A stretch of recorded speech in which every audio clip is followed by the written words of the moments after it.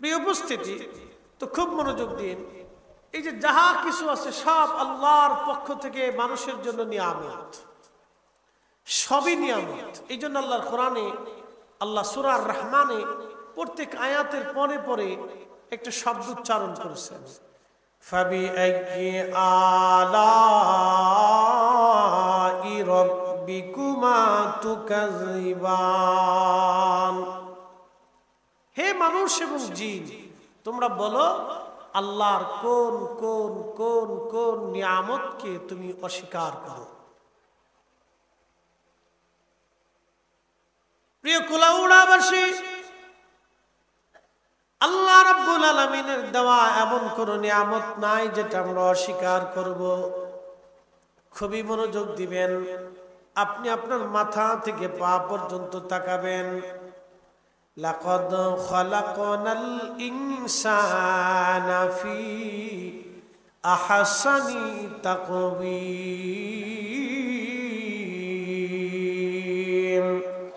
একবার জোরে বলা যাবে কি আল্লাহু আকবার। আপনার শরীরের দিকে যদি আপনি তাকান, আল্লাহর কোরআন বলতেছে আমি মানুষকে মানব জাতিকে সুন্দর অবয়ব দিয়ে, কাঠামো দিয়ে, সৌন্দর্য দিয়ে আমি আল্লাহ মানুষ জাতিকে সৃষ্টি করলাম। আপনি আপনার নিজের চেহারার দিকে যদি তাকান, আল্লাহ কত সুন্দর করে আপনাকে বানাইলেন। এই সুন্দর করে বানালেন তো আমার আল্লাহ। কোরআন বলতেছে কাইফা তাকফুরুনা বিল্লাহি ওয়া কুনতুম আমওয়াতা।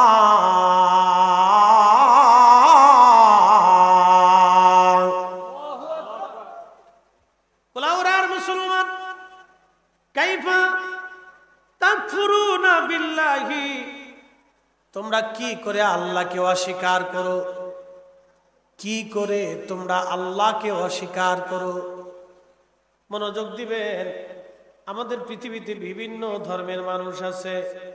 কেউ আছে ইহুদি, ইহুদিরা আল্লাহ মানে, কিন্তু উজাইর আলাইহিস সালামকে আল্লাহর ছেলে মানে। আমরা মুসলমানরা আল্লাহ মানি, কিন্তু আল্লাহর সাথে কাউকে শরীক করি না, শিরিক করি না। ইহুদিরা বলে আল্লাহ মানি, কিন্তু উজাইর আল্লাহর বেটা। খ্রিস্টানরা বলে আল্লাহ মানি, কিন্তু ঈসা আলাইহিস সালাম আল্লাহর বেটা। আমরা মুসলমানরা বলি আল্লাহ মানি, কিন্তু আল্লাহ এক। কুল হুয়াল্লাহু আহাদ আল্লাহুস সামাদ। আল্লাহর কোনো শরীক নাই, আল্লাহ কারো মুখাপেক্ষী না। আমরা সমগ্র সৃষ্টিগুলি আল্লাহর মুখাপেক্ষী। কথা বলেন ঠিক কিনা? সনাতন ধর্মের যারা আছে, সনাতন ধর্ম, আমাদের দেশে হিন্দু ধর্মকে সনাতন ধর্ম বলে। সনাতন ধর্মের যারা আছে তাদের বিশ্বাস ৩৩ কোটি তাদের দেবতা আছে। একটা দুইটা দেবতা না, ৩৩ কোটি দেবতা। আমি কোন ধর্মকে কটাক্ষ বা ছোট করব না, সেটা তাদের বিশ্বাস। আসতে পারে, যে কারো বিশ্বাস হতে পারে। তাদের দেবতা আছে, বিদ্যার দেবতা আছে, পানির দেবতা আছে, বাতাসের দেবতা আছে, গরমের দেবতা আছে, এই আগুনের দেবতা আছে, সমুদ্রের দেবতা আছে, মাছের দেবতা আছে, সাপের দেবতা আছে, এই আপনার কি বলে হায়াতের দেবতা আছে, মরণের দেবতা আছে। তারা বিভিন্ন বিভিন্ন বিষয়ে দেবতা দেবতা বিশ্বাস করে। এরকম দেবতা দেবতা দিয়া তাদের ৩৩ কোটি দেবতায় তারা বিশ্বাসী। আমরা এক আল্লাহ বিশ্বাসী। কথা বলেন ঠিক না বেঠে?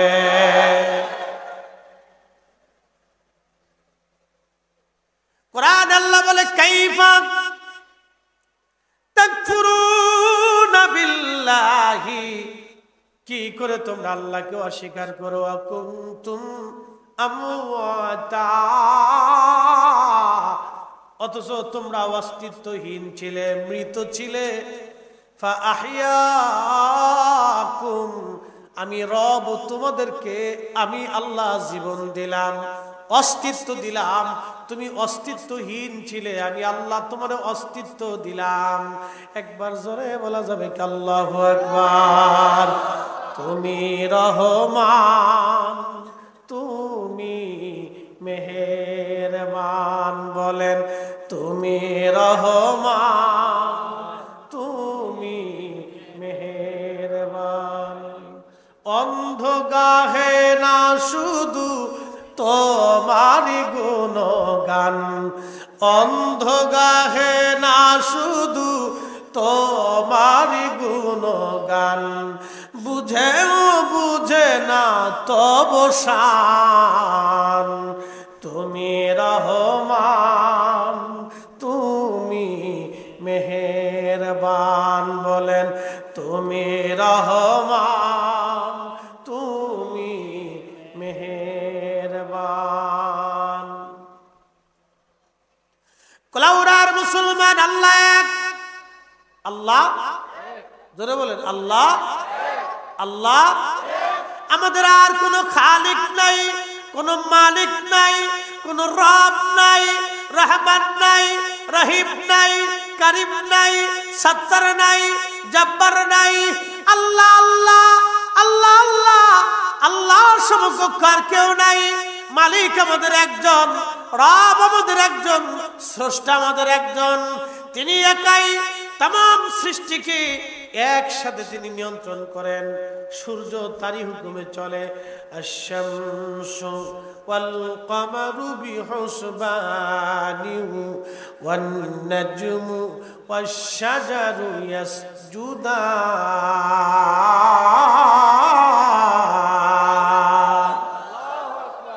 আল্লাহ বললেন চাঁদ সূর্যগুলি আমি রব্বে কারীমের হুকুম অনুযায়ী তার নিজস্ব কক্ষপথে চাঁদ এবং সূর্য পরিচালিত হয়। চাঁদ কখনো সূর্যের রাস্তায় যায় না, সূর্য কখনো চাঁদের রাস্তায় আসে না। আমরা একমাত্র মানুষ যদি আল্লাহর হুকুম অমান্য করিয়া, আমরা আল্লাহর হুকুম বাদ দিয়া শয়তানের আইন আমরা মেনে চলি। কথা বলেন ঠিক কিনা? আল্লাহর আইন বাদ দিয়ে শয়তানের আইনগুলি আমরা মেনে চলি, আল্লাহর পথ বাদ দিয়ে আমরা শয়তানের পথ মেনে চলি। কোলাউড়ার মুসলমান খুব মনোযোগ দিয়ে শুনে যাবেন। ও সুন্নি মুসলমান, আজকে ঈদে মিলাদুন নবীর রজনী চলতেছে। আজকে সারা পৃথিবীতে কোটি কোটি মুসলমান ঈদে মিলাদুন নবীর র্যালি করেছে, জশ্নে জুলুস করেছে, মিছিল করেছে। আবার অনেকে এই মিছিলের বিরোধিতাও করেছে। আমরা এই পৃথিবীতে রবিউল আউয়াল মাসে কোটি কোটি মুসলমান ঈদে মিলাদুন নবীর মাহফিল করেছে। আবার অনেকে বেদাতের ফতোয়া দিয়েছে, তাতে কিছু আসে যায় না। একটা কথা মনে রাখবেন, এই মাহফিল আল্লাহকে কেন্দ্র করে, যার কারণে এই মাহফিলের দাম বেড়ে গেল। ওই যে মসজিদ আপনারা দেখেন, এই মসজিদটার নাম হলো বাইতুল্লাহ, আল্লাহর ঘর। তার নিসবত হলো আল্লাহর সঙ্গে। মসজিদে যেই টাইলস করা, সেই টাইলস আপনাদের বাড়িতেও লাগানো থাকে। মসজিদে যে সিমেন্ট দেওয়া, বালি দেওয়া, ইট দেওয়া, এটা আমাদের দেশের বিল্ডিং গুলিতে ওই সিমেন্ট, বালি, ইটি ব্যবহার করে।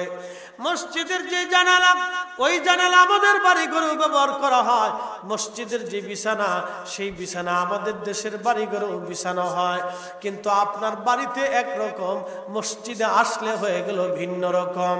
কারণ আপনার ঘর বাইতুল্লাহ, মসজিদ হলো বাইতুল্লাহ। আল্লাহর সাথে সম্পর্ক হওয়ার কারণে মসজিদের দাম বেড়ে গেল।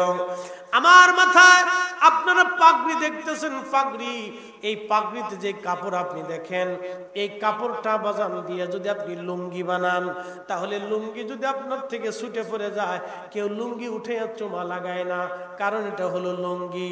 এই কাপড় দিয়ে আবার অনেকে জাঙ্গা বানায়, যদি জাঙ্গে খুলে পড়ে যায়, কেউ উঠে চুমা লাগায় না, কারণ এটা জাঙ্গা। কেউ যদি মোজা বানায়, তাহলে এই মোজাটা খুলে ফেলানোর পরে চুমা লাগায় না, কারণ এটা পায়ের মোজা। একই কাপড় দিয়ে যদি পাগড়ি বানানো হয়, একই কাপড় দিয়ে যদি টুপি বানানো হয়, তখন এই টুপির এই কাপড়ের দাম বেড়ে যায়, পরে গেলে মানুষ উঠে চুমা লাগায়, কারণ এই টুপির সম্পর্ক আমার নবীর সুন্নতের সাথে, এই পাগড়ির সম্পর্ক আমার নবীর সুন্নতের সাথে। আল্লাহর নবীর সুন্নতের সঙ্গে সম্পর্ক থাকার জন্য যদি কাপড়ের দাম বাড়ে, ঈদে মিলাদুন নবী এই সম্পর্ক আমার নবীর সঙ্গে থাকার কারণে আজকের মাহফিলের দাম এবং আমাদের দাম আল্লাহর দরবারে বেড়ে গেছে। কথা বলেন ঠিক কিনা? এখন কেউ বিরোধিতা করতে পারে, সেটা তার ব্যক্তিগত ব্যাপার, কারণ মত প্রকাশ করার অধিকার তার আছে। নাও মানতে পারে, সেটা তার বিষয়। কিন্তু আমরা যতদিন বেঁচে থাকবো ততদিন আল্লাহর নবীর প্রেমে পড়ে মাহফিল আমরা আদায় করব। বাজান খুব মনোযোগ দিবেন। বলছিলাম সৃষ্টির মধ্যে আমরা কিছুই ছিলাম না।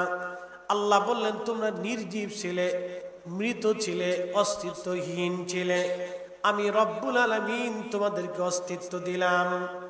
কোরআন বলতেছে ওয়াবাদা খালকাল ইনসানি মিন তুরাব।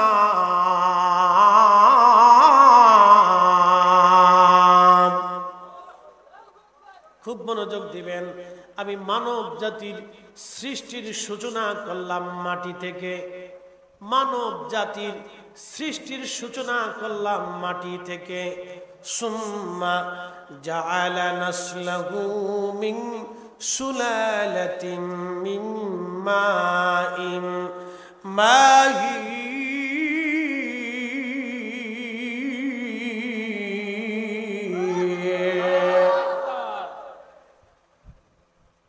চার রঙের মশলা দিয়া, চার রঙের মশলা দিয়া যে কইরাছে তোর গঠন, চার রঙের মশলা দিয়া।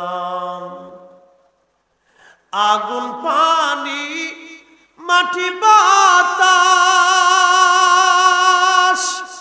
একযোগে করিয়া প্রকাশ। আগুন পানি মাটি বাতাস একযোগে করিয়া প্রকাশ। দেখিলি না তুই কইরা তালাশ, ওরে খুঁজলি না তুই কইরা তালাশ। কোন জাগাসি মহাজন চার রঙের মশলা দিয়া যে কইরাছি তোর গঠন, চার রঙের মশলা দিয়া। আল্লাহুম্মা সাল্লি আলা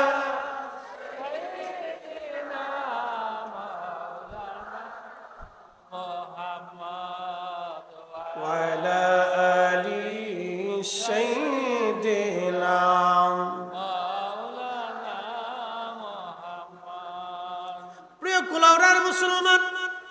খুবই মনোযোগ দিয়ে শুনবেন।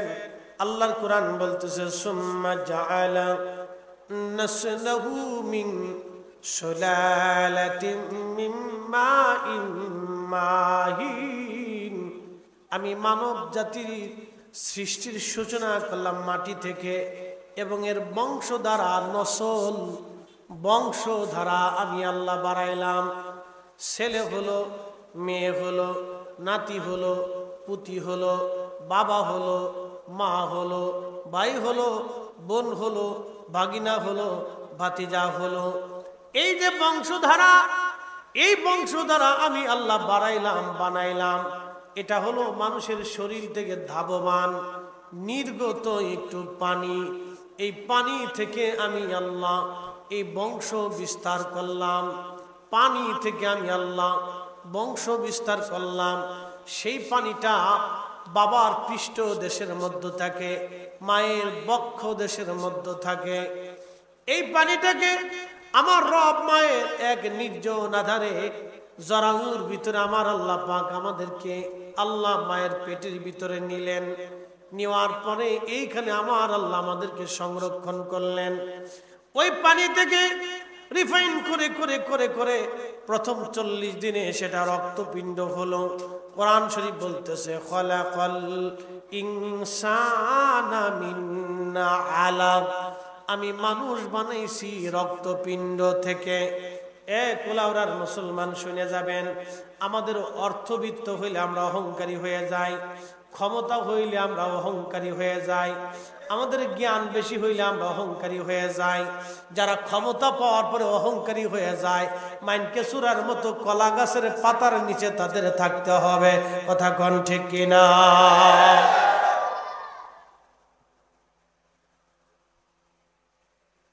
ক্ষমতা আসার পরে অহংকারী হওয়া যাবে না।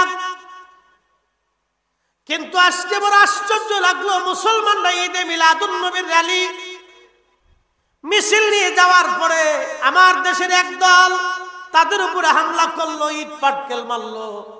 শুনে রাখবেন, মনে রাখবেন, এটা মুসলমানের দেশ, শাহজালালের দেশ। শাহজালালের উত্তরসূরিরা কিন্তু ঘুমায় আছে, মরে যায় নাই। শাহজালালের সঙ্গে বিরোধিতা করার জন্য গড় গোবিন্দ ধ্বংস হয়েছে। আল্লাহর ওলির সাথে বিরোধিতা করার জন্য সম্রাট আকবরের মসনদ ধ্বংস হয়েছে। আল্লাহর ওলির সাথে দুশমনির জন্য রাজা পৃথ্বীরাজের রাজত্ব চলে গেছে। সুফিরা কাউকে আগে আঘাত করে না, আল্লাহর ওলিরা কাউকে আগে আঘাত করে না, কিন্তু ওলিরা আক্রান্ত হলে এমন জবাব তারা দিয়ে দেয়, যাদেরকে জবাব দেয় তাদের অস্তিত্ব দুনিয়াতে রাখে না। কথা বলেন ঠিক কিনা?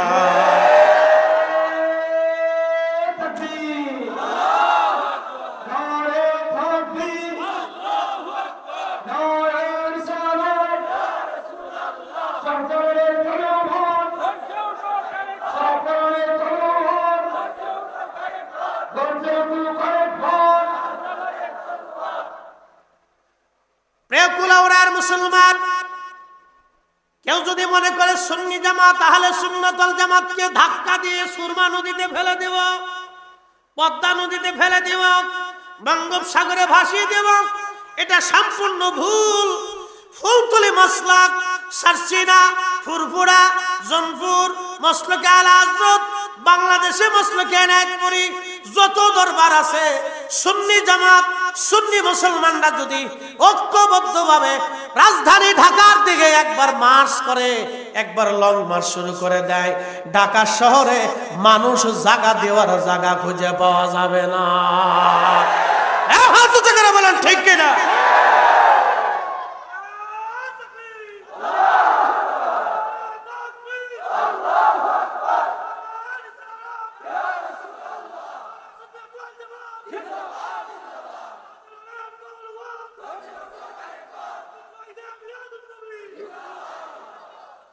বন্ধুগণ আমার, আমরা দুর্বল না, কিন্তু আমরা আদবী, ঠিক কিনা? আমরা দুর্বল না, কিন্তু আমরা উচ্ছৃঙ্খল না। আমরা দুর্বল না, কিন্তু আমরা উচ্ছৃঙ্খল না, আমরা আদবী। আমরা শান্ত, তার মানে এটা না আমরা দুর্বল। আমরা দুর্বল না, তার মানে আমরা ভদ্র। আমরা ভদ্র বিধায় মনে করবেন না আমরা দুর্বল। হ্যাঁ, আহলে সুন্নাত ওয়াল জামাত আগেও ছিল, এখনো আছে, আগামীতেও থাকবে। কথা বলেন ঠিক কিনা? সিলেটে সাহেব কিবলা ফুলতুলি রাহিমাহুল্লাহর রুহানি আওলাদেরা শুনে রাখেন, একটা কথা মনে রাখবেন, দ্বিতীয় সাহেব কিবলা ফুলতুলি এই সিলেটে আর বাংলার জমিনে পাবেন না। আল্লাহু আকবার। তিনি আল্লাহকে সন্তুষ্ট করেছিলেন, আল্লাহকে খুশি করেছিলেন। শুধু উনি না, উনি ছাড়াও আরো বহু আল্লাহর ওলিরা এই জমিনে সুন্নিয়ত দ্বীনের খেদমত করে তারা ঘুমিয়ে গেছেন। আমরা আল্লাহর ওলিদের পক্ষে কিয়ামত পর্যন্ত আছি এবং থাকব। তবে হ্যাঁ, কোন মাজারে যদি শিরিক বেদাত হয়, নাজাইজ কর্মকাণ্ড হয়, ওই নাজাইজ শিরিক বেদাত জটালা পটালার সাথে আমাদের সুন্নি জামাতের কোনো সম্পর্ক নাই। কথা বলেন ঠিক কিনা? কিন্তু মাজার ভাঙ্গার পক্ষপাতীও আমরা না। মাজার থাকবে, শাহজালালের মাজার থাকতে হবে। যদি না থাকে মুসলমানদের ইতিহাস আমরা ভুলে যাব। আমাদের পরবর্তী প্রজন্ম শাহজালালকে ভুলে যাবে। কি কথা বলেন? ওনার মাজার থাকতে হবে, শাহপরানের মাজার থাকতে হবে, 360 আউলিয়ার মাজার থাকতে হবে, ফুলতলির মাজার থাকতে হবে, সরসিদার মাজার থাকতে হবে, নাগপুরের মাজার থাকতে হবে, সোনাকান্দার থাকতে হবে, তসলিগা আলা হযরতে থাকতে হবে, খাজা বাবা আজমিরি থাকতে হবে, কুতুবউদ্দিন কাকির থাকতে হবে। ভারতের মতো এত বড় বিরাট দেশ হিন্দুস্তান, হিন্দু অধ্যুষিত বৌদ্ধ শিখ ধর্মের অনুসারীদের এলাকায় যদি মুসলমান ওলিদের মাজার সংরক্ষণ থাকতে পারে, তাহলে এদেশের 90% মুসলমানের দেশে আল্লাহর ওলিদের মাজার ছিল এবং আছে এবং থাকতে হবে। কথা বলেন ঠিক কিনা?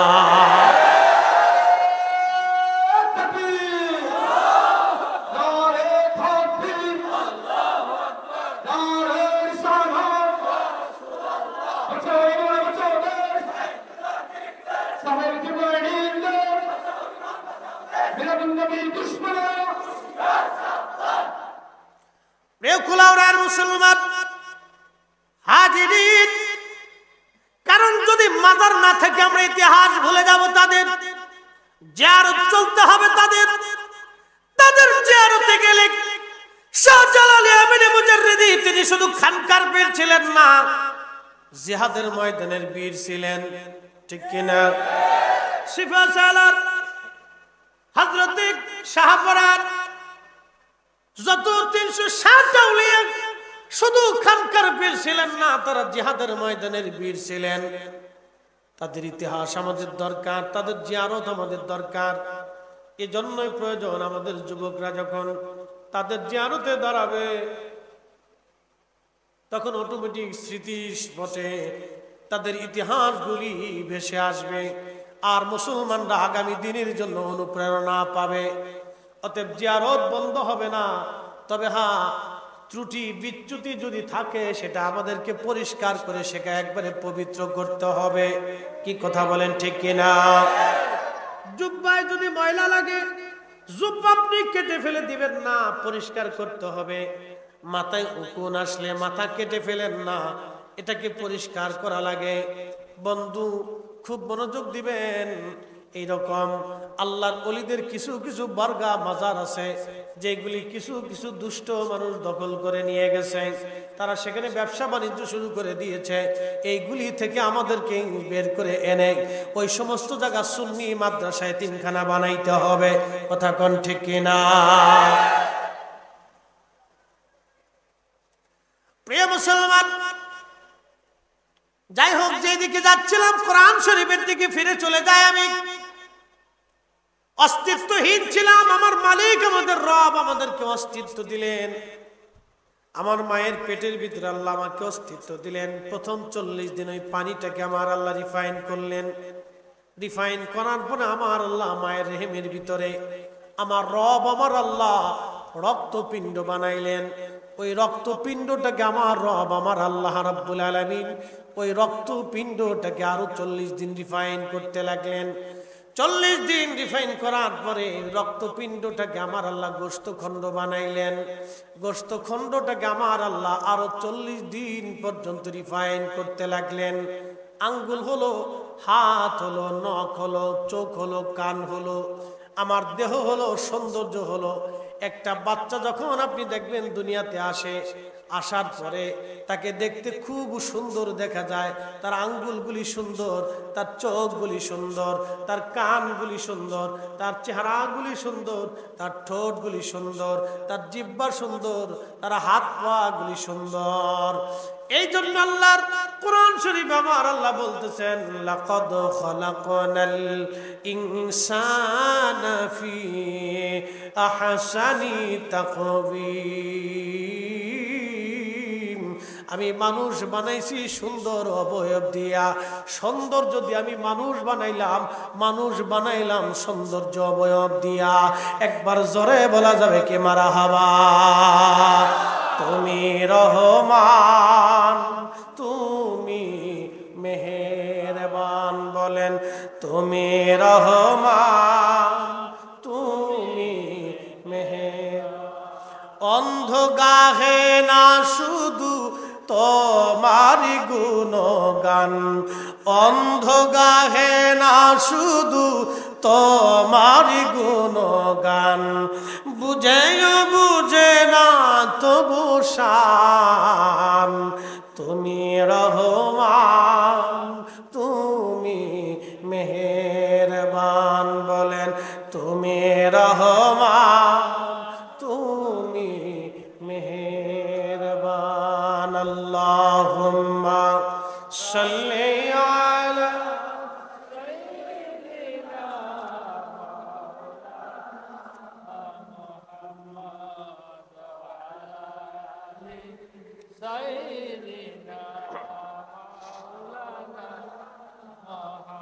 হয় না, আরো জোরে জবান খুলে আল্লাহুম্মা সাল্লি আলা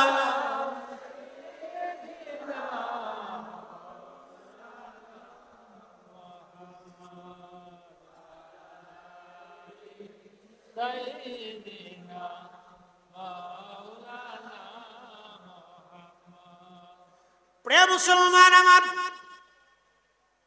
আল্লাহ রাব্বুল আলামিন এই জন্য বললেন, হে মানব জাতি, অস্তিত্বহীন ছিলে তুমি, আমি রব তোমাকে অস্তিত্ব দিলাম।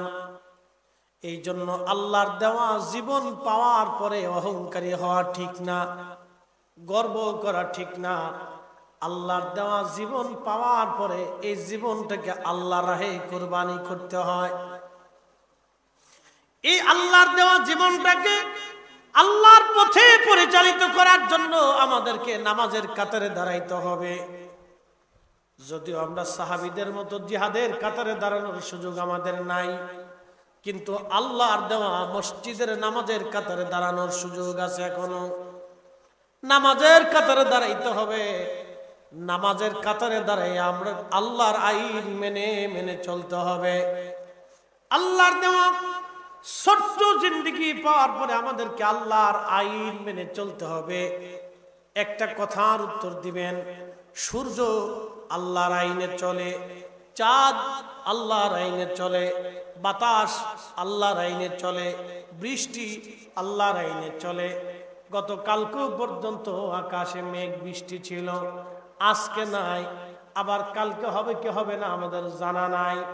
কখন বৃষ্টি হবে, ওয়ায়ুনাজ্জিলুল গাইস, বৃষ্টি কখন কোন সময় হবে আমাদের কারো এটা জানা নাই। আমার মালিক আমার রব আমার আল্লাহ জানেন। এই যে বৃষ্টি আল্লাহর আইনে আসলো, আল্লাহর আইনে চলে গেল। কালকে অনেকেই কমিটির সবাই হয়তো চিন্তা করছিল, হাই মেঘ কি হবে আগামীকাল, কিন্তু না, আমার আল্লাহ আজকে পরিষ্কার করে দিলেন, একেবারে ক্লিন আল্লাহ করে দিলেন, বৃষ্টি মুক্ত করে দিয়ে মাহফিল আমার আল্লাহ আমাদেরকে আসার সুযোগ করে দিলেন। আকাশের মেঘ আল্লাহর আইনে। পৃথিবীর সমুদ্রগুলো যদি আপনি যান দেখবেন জোয়ার আসে, আবার সমুদ্রের পানি ভাটা চলে যায়। জোয়ার আসার পরে 4-5 হাত পানি বেড়ে যায়। একটু চিন্তা করেন তো, জোয়ারটা কিন্তু শুধু সমুদ্রের কিনারা আসে না, পুরা সমুদ্রের ভিতরে জোয়ারটা হয়। কোটি কোটি মন পানি ছিল, কোটি কোটি মন পানি আবার কোথায় হারিয়ে চলে গেল। যিনি দিলেন তিনি আল্লাহ, যিনি নিলেন তিনি আল্লাহ। তাহলে সমুদ্রের জোয়ার ভাটা আমাদের হুকুমে হয় না, সমুদ্রের জোয়ার ভাটা আল্লাহর হুকুমে হয়। এই যে রাষ্ট্রীয় ক্ষমতার পালাবদল আমাদের বিধানে হয় না, এটা আল্লাহর হুকুমেই হয়। রাষ্ট্রীয় ক্ষমতার পালাবদল আমাদের হুকুমে হয় না, আল্লাহর হুকুমে হয়। এই জন্য ক্ষমতা আসার পরেই ক্ষমতাহীন হয়ে যারা হবে তাদেরকে দুর্বল ভেবে অত্যাচার করা লাগবে, তাদেরকে কষ্ট দিতে হবে, তাদের অধিকারগুলি নষ্ট করতে হবে। এইগুলি অন্যায়, এইগুলি অন্যায়। এখন ধরেন ক্ষমতায় যারা আসলো, তারা যদি চিন্তা করলো না আমরাই ব্যবহার করব, অন্যদেরকে আমরা দমায় রাখবো।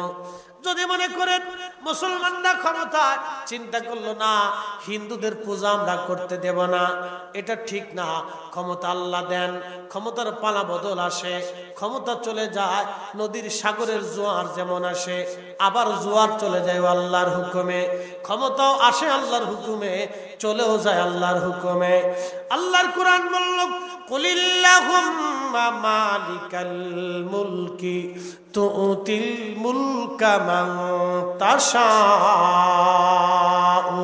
ওয়া তানজিউল মুলকা মিম্মান তাশাউ। হুজুর আপনি বলে দেন तमाम মুলকের মালিক আমি আল্লাহ। রাশিয়ার পুতিনকে যিনি রাষ্ট্রপতি বানাইলেন তিনি আল্লাহ, আবার আমেরিকার বাইডেনকে যিনি রাষ্ট্রপতি বানাইলেন তিনি আল্লাহ। আমেরিকা এবং রাশিয়ার মধ্যে দেখবেন মনস্তাত্ত্বিক সিনায়ু যুদ্ধ চলতেছে, বিরাট যুদ্ধ। আপনি মনে করেন ইউক্রেনকে দিয়ে তারা যুদ্ধ চালাইতেছে, তাদের মধ্যে স্নায়ুগতভাবে বিরাট বড় যুদ্ধ চলতেছে। এই পৃথিবীর দুইটা শক্তি যদি এক জায়গা হতো তারা মুসলমান টিকতে দিত না, মুসলমান তারা মেরে ফেলতো। এই জন্য আল্লাহ তাদের মধ্যে দুই তিনটা দল আল্লাহ বানাই দিয়া মুসলমানদেরকে আল্লাহ হেফাজত করতেছে। যদিও আমেরিকা যদিও ইসরায়েলের পক্ষ দেয়, রাশিয়া কিন্তু তলে তলে ইরানের পক্ষ দিয়া ফিলিস্তিনিদের পক্ষ দিতেছে। এটাই হলো আল্লাহর খেলা। কথা বলেন ঠিক কিনা? এই ক্ষমতার পালাবদল আল্লাহর আইনে চলে। ক্ষমতা আছে কাল নাই, এগুলি নিয়ে বাড়াবাড়ি করার কিছুই নাই। তোমরা যারা মিলাদুন নবীর মাহফিলে ঢিল ছোড়ো, আমরা মিলাদ পড়াইতে গেলে তোমরা বাধা দাও।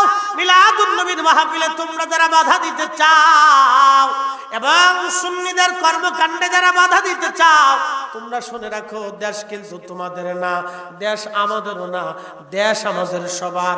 সবাই সবাইকে যদি সহমর্মিতা দিয়া যদি চিন্তা আসে না ওরা ওদের কাজ করতেছে করুক, আমরা আমাদের কাজ করতেছি করি। সুন্নিরা মাহফিল করতেছে তাদেরটা তারা করুক, আমাদেরটা আমরা করতেছি করি। তারা কোরআন খতম দিচ্ছে দিক, মাদ্রাসা করতেছে করুক, আমাদেরটা আমরা করতেছি করতে থাকি। তাহলে আমার দেশের কোনো ঝামেলা হবে না। আর যদি মনে করে না ওদেরকে আমরা করতে দিবই না, তাহলে মনে রাখতে হবে এটা শাহজালালের জমিন। শাহজালাল কারো একার না, শাহজালাল আমাদের সবার। 360 আউলিয়ার জমিন। এই জমিনের মাটির নিচে অসংখ্য আল্লাহর ওলিরা ঘুমিয়ে গেছে। তারা বললেই আমরা তাদের মতবাদ জীবন গেলেও মেনে নিতে পারবো না। কথা বলেন ঠিক না বেঠে? কেউ যদি মনে করে আমি তো আমার মতবাদ চালাই দিব, হবে? কথা বলেন হবে? মানতে পারবো? কেউ মেনে নিবে? আমি যদি মনে করি আমার মতবাদ আমি জোর করে চাপাবো, আপনি মানবেনই না, কখনোই না। যারা ফুলতলি সাহেব কেবলাকে ভালোবাসি, জীবন গেলেও তারা সাহেব কেবলাকে ভুলবে না। কথা কন না কেন? জোরে বলেন, জোরে বলেন। যারা সারসিনাকে ভালোবাসে, জীবন গেলেও সারসিনা ভুলবে না। যারা ফুরফুরাকে ভালোবাসে, জীবন গেল ফুরফুরা ভুলবে না। যারা জৈনপুরকে ভালোবাসে, জীবন গেল জৈনপুর ভুলবে না। যারা ওই অনেক ওলি যারা আছে মুসলিক আলা ইমাম আলা সুন্নাত আলা হযরতকে ভালোবাসে এবং জীবন গেল তারা আলা হযরতের ভালোবাসা ছাড়বে না। আর আমরা সবাই যারা আছি ওলি প্রেমিক, আল্লাহর ওলিদেরকে ভালোবাসি, আমাদের সব চলে গেল ওলিদের জামাত আমরা ছাড়ব না। কি কথা বলেন ঠিক কিনা? জোর করিয়া কোনদিন কোন মত চাপিয়ে দেওয়া যায় না। যারা ভুল করতে চাচ্ছে তারা অনেক বড় ভুল করবে, যে ভুলের কোনো খেসারত নাই। এটা চরম ভুল হবে। সহমর্মিতা প্রয়োজন। যার যার কাজ তার তার অবস্থান থেকে করুক, কোনো বাধা হবে না। জনগণ যাকে বেশি সাপোর্ট করবে করুক। শোনেন, ভালোবাসা জোর করে নেওয়া যায় না, সমর্থন জোর করে নেওয়া যায় না, এটা হৃদয় থেকে আসে। সাহেব কেবলা ফুলতলি রহমাতুল্লাহ আলাইহি একদিনে মানুষের ভালোবাসা নেন নাই। দীর্ঘদিনের পরিশ্রম, সফলতা, বহুদিনের তাকওয়া, বহু রজনীর রুনাজারি, বহু জীবনের কষ্ট, বহু জীবনের ত্যাগ, বহু জীবনের রাত জাগরণ, বহু জীবনের তাহাজ্জুদ, বহু জীবনের বুজুর্গি, বহু জীবনের সততা, বহু জীবনের আমানতদারিতা তাকে আজকে স্বর্ণের আসনে অধিষ্ঠিত করেছে। ঠিক কিনা বলেন? একদিনে হয় না। ওনার থেকে যদি লোকদেরকে ছিনিয়ে নিতে চান, আপনি ইচ্ছা করলেই পারেন, অসম্ভব। প্রিয় মুসলমান আমার, খুবই মনোযোগের সাথে কথাগুলি শুনবেন। আমার রব আমার আল্লাহ মানব জাতিকে সুন্দর করে বানাইলেন। বানায় আল্লাহ বলেন, হে মানব, তোমরা আমি আল্লাহর প্রতি কৃতজ্ঞ হও। এই যে সুন্দর অবয়ব দিলেন, দেখতে সুন্দর দেখা যায়, কত সুন্দর বলেন। এই চোখ আল্লাহর নিয়ামত, এই কান আল্লাহর নিয়ামত, জবান আল্লাহর নিয়ামত, এই দেহ আল্লাহর নিয়ামত, চুল আল্লাহর নিয়ামত, এই জবান আল্লাহর নিয়ামত, জিহ্বা আল্লাহর নিয়ামত, পেট আল্লাহর নিয়ামত, সব কিছু আল্লাহর দেওয়া নিয়ামত। এই সমস্ত নিয়ামত পাওয়ার পরে আল্লাহর কোরআন বলতেছে, লা ইন শাকারতুম লা আযীদান্নাকুম ওয়া লা ইন কাফারতুম ইন্না আযাবি লাশাদীদ। আল্লাহর কোরআন বলতেছে, হে বান্দা, আমি রবের নিয়ামত পাওয়ার পরে তুমি শুকর আদায় করো, শুকরিয়া আদায় করো, কৃতজ্ঞ হও, কৃতজ্ঞ হও, কৃতজ্ঞ হও। এখন আপনারা বলেন, সন্তান পাওয়ার পরে বাবা খুশি, মা খুশি, এই আত্মীয় স্বজন খুশি। ধরেন একটা সন্তান আপনার হলো, 12 বছর পরে একটা সন্তান আল্লাহ আপনারে দিছে। এই সন্তানটা পাওয়ার পরে বাবা খুশি, মা খুশি, নানি খুশি, দাদি খুশি, চাচারা খুশি, মামারা খুশি, সবাই খুশি। সবাই আনন্দাত্মহারা, মিষ্টি আনে, অমুক আনে, দাওয়াত করে, আকিকা, খাওয়া দাওয়া।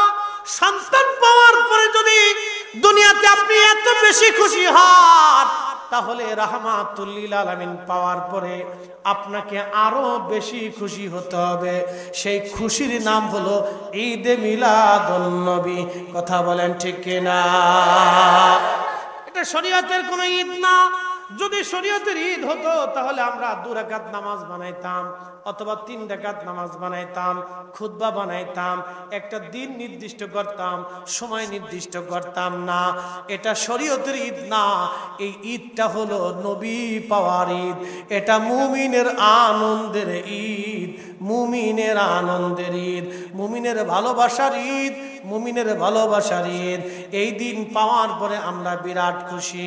আপনি যদি মিশর যান, মিলাদুন নবীর রাতে মিশরীরা বিরাট আনন্দ করে, আত্মীয় স্বজন আসে, নতুন নতুন পোশাক তারা পরে, তারা ওই আপনার মাহফিল ইন্তজাম করে, তারা নাতে রসুলের মজলিস ইন্তজাম করে, তারা বাড়িতে আত্মীয় স্বজনরা বসে বসে নাতে রসুল গায়, আনন্দ করে, সুন্দর সুন্দর খাবার খায়, দোয়া খায়ের করে, জিকির আজগার করে।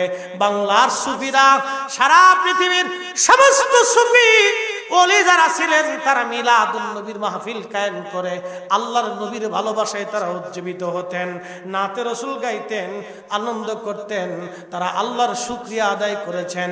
আমরাও যতদিন বেঁচে থাকব, নবী পাওয়ার কারণে আমরাও শুকরিয়া আদায় করে যাব।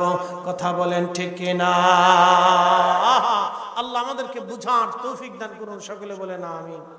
এগুলি আজাইরে একটা বিতর্ক করিয়া আমাদের ভিতরে ফেতনা বাঁধায়, শুধু অশান্তি বাঁধাইতে থাকে।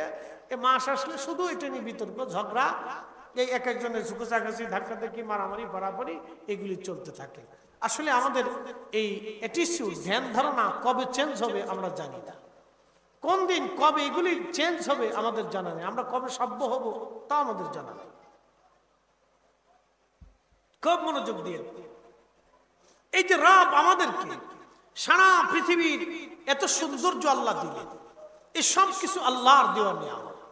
আপনার বাথরুম করে, বাথরুমের ভিতরে পোকা হয়, এই পোকাটা আল্লাহর পক্ষ থেকে আমাদের জন্য এক ধরনের নিয়ামত। বলে হুজুর কারণ কি? এই পোকা যদি না আসতো তাহলে আপনার এই বাথরুম খেয়ে এই বাথরুমের দুর্গন্ধটা নষ্ট করে দিয়ে এই বাথরুমটাকে মাটির সাথে মিসমার করে দেয় পোকা। একসাথে বলা যাবে না সুবহানাল্লাহ? এটা আল্লাহর এক সৃষ্টির মহাপরিক্রমা। আপনি কোন সন্ধান করে দেখতে পারেন। আপনি দেখেন এই যে কুত্তা, প্রশ্ন রাখতে পারেন আল্লাহ এত কুকুর কেন দিল?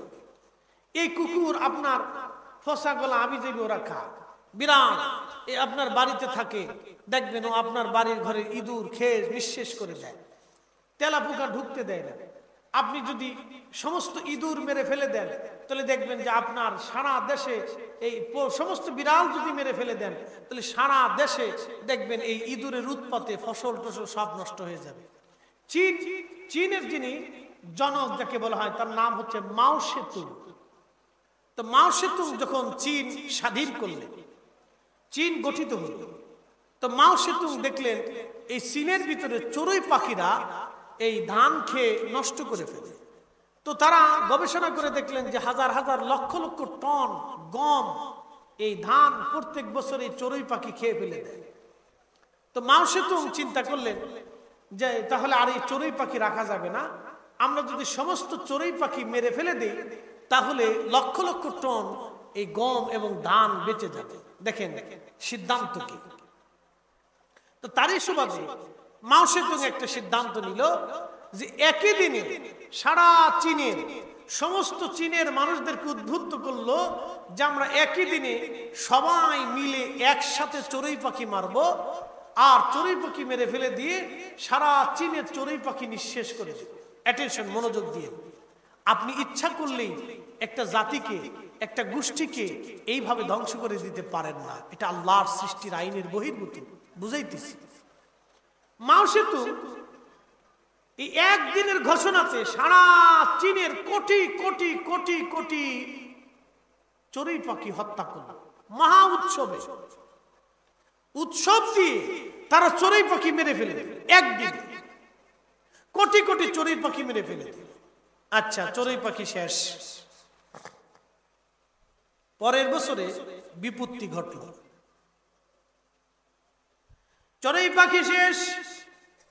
পরের বছরে ধান লাগানো হলো,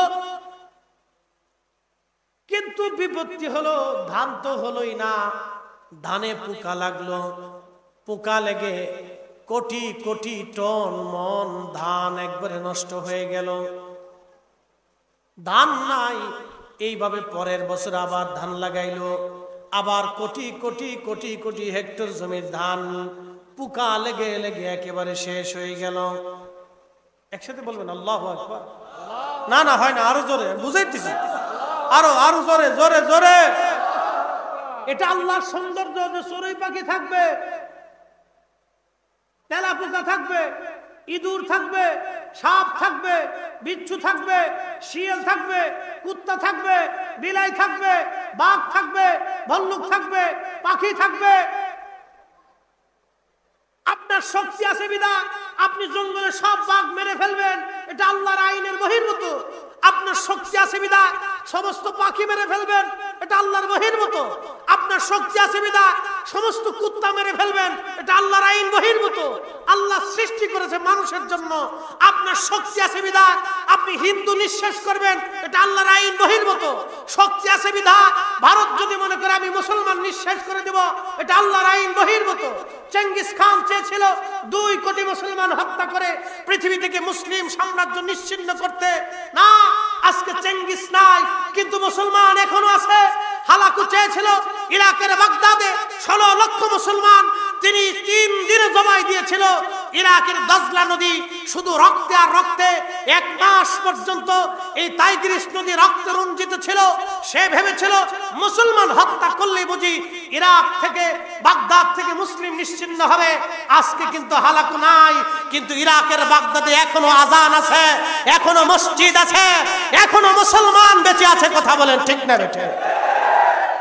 ক্ষমতা থাকলেই ক্ষমতা দেখাইতে হয় না, ক্ষমতা থাকলেই অন্য কারো প্রতি ঝাঁপিয়ে পড়তে হয় না, এটা আল্লাহর আইন বহির্ভূত।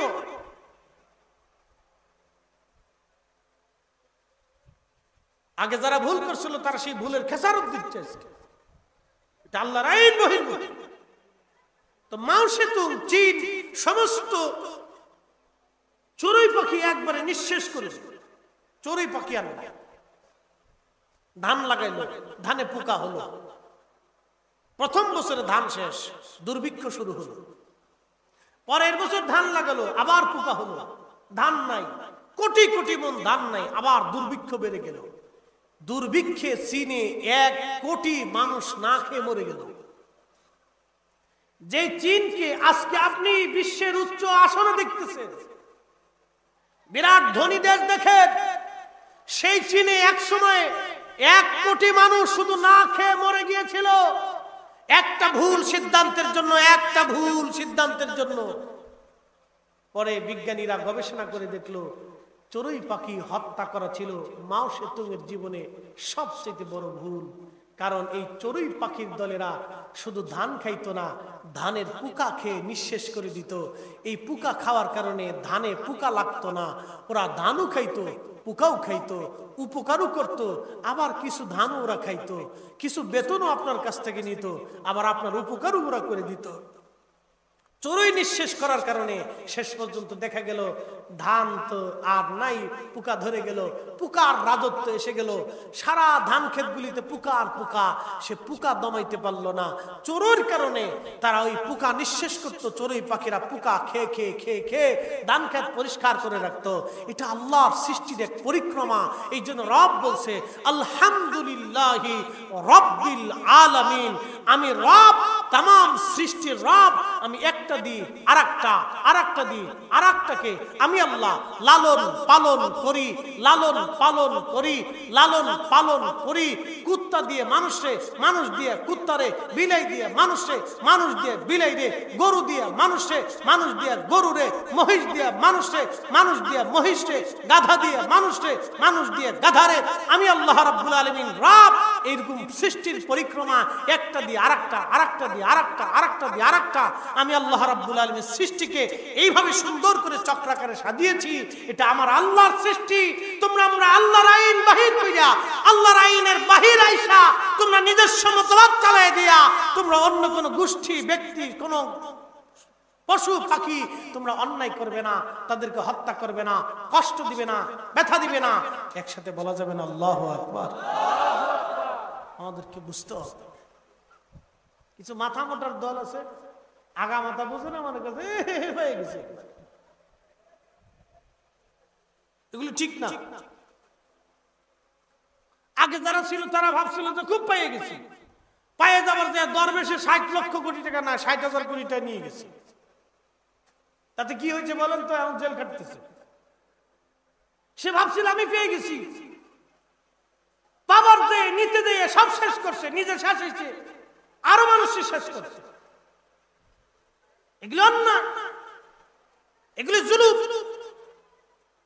এই ভুলের জন্য তাদের খেসারত দিতে হচ্ছে। আবার আমরা যদি ভুল করি তাহলে আমাদেরকেও খেসারত দিতে হবে। কি কথা বলেন, ঠিক কিনা? তাহলে ক্ষমতা পাওয়ার পরে কি না ব্যবহার করা যাবে, অপব্যবহার করতে হবে। এটা সমন্বয় করতে হবে, মিলেমিশে থাকতে হবে। আল্লাহ আমাদের প্রত্যেকের তৌফিক দান করুন। সকলে বলেন আমিন। প্রিয় মুসলমান, আলহামদুলিল্লাহি রাব্বিল আলামিন আর রহমানির রহিম। সুন্দর একটা ঘটনা আজ আপনাদেরকে শোনাবো। বিশ্ববিখ্যাত মুফাসসির, আল্লাহু আকবার, বিশ্ববিখ্যাত মুফাসসির আল্লামা হযরতে কাজী নাসিরউদ্দিন বাইজাবি রাহমাতুল্লাহি আলাইহি তিনি বলেন, আমি আলহামদুলিল্লাহি রাব্বিল আলামিনের তাফসীর করতে গেলাম। তাফসীর শুরু করলাম, লেখা শুরু আলহামদুলিল্লাহ, সমস্ত প্রশংসা আল্লাহর। এই তাফসীর লেখার পরে আমি আলহামদুলিল্লাহি রাব্বিল আলামিনের তাফসীর করতে যাব। ঠিক এমন সময় আমি চিন্তা করলাম জোহরের নামাজের সময় ঘনিয়ে গেছে, আমি গোসলখানা থেকে জোহর নামাজ এসে পড়ব। আগে নদী থেকে আমি গোসল করে আসি। কোলাউড়াবাসী আল্লামা কাজী নাসিরউদ্দিন বাইজাবি রাহমাতুল্লাহি আলাইহি তিনি গোসলখানায় গেলেন গোসল করার জন্য। গোসল করার জন্য তিনি নদীর ঘাটে গেলেন। লক্ষ্য করলেন একটা বিরাট বড় বিচ্ছ, মস্ত বড় একটা বিচ্ছ। দৌড়াইয়া দৌড়াইয়া নদীর ঘাটের কিনার দিকে বিচ্ছুটা দৌড়ায় দৌড়ায় আসে। আল্লামা কাজী নাসিরউদ্দিন বাইজাবি রাহমাতুল্লাহি আলাইহি চিন্তা করলেন ব্যাপার কি, বিচ্ছুটা কেন দৌড়ায় দৌড়ায় আসে, কোন কারণে বিচ্ছু দৌড়ায় আসে, বিচ্ছুর কি পিপাসা লাগলো কিনা। উনি চিন্তা করলেন আমি একটু দাঁড়ায় দেখি। আল্লাহর ওলি বিশ্ববিখ্যাত মুফাসসির নাসিরউদ্দিন বাইজাবি বলেন, আমি দাঁড়াইলাম। দাঁড়ানোর পরে কিছু সময় পরে আমি আরো আশ্চর্য হয়ে দেখলাম নদীর ভিতর থেকে একটা ব্যাঙ নদীর ভিতর থেকে উঠিয়া নদীর কিনারায় পিঠ লাগাইয়া বসে গেছেন। একবার জোরে বলা যাবে কি আল্লাহু আকবার? শুনিয়া যান, নদীর পানির ভিতর থেকে ব্যাঙ আসিয়া নদীর কিনারায় পিঠ লাগাইছে। নাসিরউদ্দিন বাইজাবি রহমাতুল্লাহ আলাইহি বললেন, আমি দেখলাম বিচ্ছুটা দৌড়ায়া দৌড়ায়া দৌড়ায়া দৌড়ায়া দৌড়াইয়া ওই ব্যাঙের পিঠের উপরে এসে চড়ে বসলো। ব্যাঙের পিঠের উপরে যখন বিচ্ছুটা চড়ে বসছে, তখন এই ব্যাঙটা বিচ্ছুটারে পিঠে নিয়া নদীর মধ্যে সাঁতার দিছে। মনোযোগ দিয়ে, ব্যাঙে বিচ্ছুরে পিঠে নিয়া নদীর মধ্যে সাঁতার শুরু করছে। তো নাসিরউদ্দিন বাইজাবি রহমাতুল্লাহ আলাইহি খুব চিন্তা হলো, জীবনে কোনোদিন ব্যাঙের বিচ্ছু পার করতে দেখলাম না, আজকে ঘটনাটা কি দেখতে হবে। তো উনি ঘটনা দেখার জন্য ব্যাঙের পিছে পিছে রওনা দিলেন। ব্যাঙ নদীর মধ্যে নামছে। আল্লামা কাজী নাসিরউদ্দিন বাইজাবি রহমাতুল্লাহ আলাইহি নদীর মধ্যে নামলেন। ব্যাঙ আগে আগে যায়, উনি ধীরে ধীরে পিছে পিছে যায়। আজকে দেখবো ব্যাঙ বিচ্ছুটাকে কাঁধে নিয়ে কোন জায়গা যায়। ব্যাঙ সাঁতরায় সাঁতরায় নদীর কিনারায় যাইয়া নদীর ওই পারে নামাই দিল। নাসিরউদ্দিন বাইজাবি রহমাতুল্লাহ আলাইহি বলেন, আমি দেখলাম ব্যাঙ পিঠ থেকে বিচ্ছুটা নেমে আবার বিচ্ছু দৌড়াইতে লাগলো। ব্যাঙ নদীর মধ্যে চলে গেল। নাসিরউদ্দিন বাইজাবি বলেন, আমি বিচ্ছুর পিছু পিছু হাঁটতে লাগলাম, দেখি বিচ্ছুটা কোন জায়গা যায়। আমি লক্ষ্য করলাম বিচ্ছু দ্রুত গতিতে দৌড়ায় দৌড়ায় যায়। যেতে যেতে বিচ্ছু চলে গেল একটা বিরাট বড় বট গাছ। এই গাছের নিচে একজন আল্লাহর দরবেশ ওলি তিনি শুয়েছিলেন, ঘুমিয়েছেন। এমন সময় বট গাছের শিকড়ের ভিতর থেকে একটা কালো গোখরা সাপ উঠে আল্লাহর ওলির মাথা বড় বড় ফনা তুলেছে কামড় দেওয়ার জন্য। ঠিক ওই সময় আমার রব, আমার আল্লাহ বিচ্ছুটাকে খবর দেওয়াইয়া ব্যাঙের দিয়া নদী পার করাইয়া আমার আল্লাহ বিচ্ছুটারে দাওয়াত করে এনে উনি বলতেছেন, আমি দেখলাম বিচ্ছুটা সাপের লেজ বেয়ে মাথার উপরে গেল। বিচ্ছু মাথার উপরে কামড় দিল সাপেরে। সাপের বিচ্ছুর কামড়ে সাপ মারা গেল। একবার জোরে বলা যাবে কি সুবহানাল্লাহ? জীবনে তো হওয়ার কথা না, বিচ্ছুর কামড়ে সাপ মরবে, এটা কেমন কথা? সাপের কামড়ে বিচ্ছু মরার কথা, কারণ বিষার চাইতে সাপের বিষ বেশি। কিন্তু আজকে তিনি বলতেছেন, আমি দেখলাম বিষার কামড়ে সাপ মরে গেল। আস্তে করে মাথা নোয়াইয়া সাপটা মরে গেল। বিচ্ছুটা আবার দৌড়ায় দৌড়ায় চলে যেতে লাগলো। ওই আল্লাহর ওলির ঘুম ভেঙে যাওয়ার পরে আমি তাকে জিজ্ঞেস করলাম, হে আল্লাহর মজজুব, আপনি গাছের নিচে ঘুমানো, আল্লাহ আপনাকে হেফাজত করার জন্য, এই সাপ থেকে বাঁচানোর জন্য আল্লাহ ওই পার থেকে বিচ্ছু দাওয়াত করেছেন। বিচ্ছুটাকে নদী পার করানোর জন্য আমার আল্লাহ একটা ব্যাঙ দাওয়াত করে এনে ব্যাঙের পিঠে বিচ্ছু সরাই আল্লাহ নদী পার করাইলেন। ওই বিচ্ছুটা এসে সাপের কামড় দেওয়াইয়া সাপ মরিয়া বিচ্ছুটাকে আল্লাহ, এই আপনাকে আল্লাহ হেফাজত করলেন। আল্লাহ যে রব্বুল আলামিন, আল্লাহ যে রব্বুল আলামিন, আল্লাহ রব লালন পালন করনেওয়ালা। আজকের ঘটনা থেকে বুঝতে পারলাম ঠিকই আল্লাহ লালন পালন করনেওয়ালা। একবার জোরে বলা যাবে কি আল্লাহু আকবার? আমার সাথে একসঙ্গে সবাই পড়েন আলহামদুলিল্লাহি রাব্বিল আলামিন। আবার পড়েন আলহামদুলিল্লাহি রাব্বিল আলামিন। তুমি রহমান, তুমি মেহেরবান, তুমি রহমান তুমি মেহেরবান। অন্ধ গাহে না শুধু তোমারি গুণগান, অন্ধ গাহে না শুধু তোমারি গুণগান, বুঝেও বুঝে না তো বসান। তুমি রহমান তুমি মেহেরবান, তুমি রহমান তুমি মেহেরবান। আল্লাহুম্মা সাল্লি আলা, জবান খুলে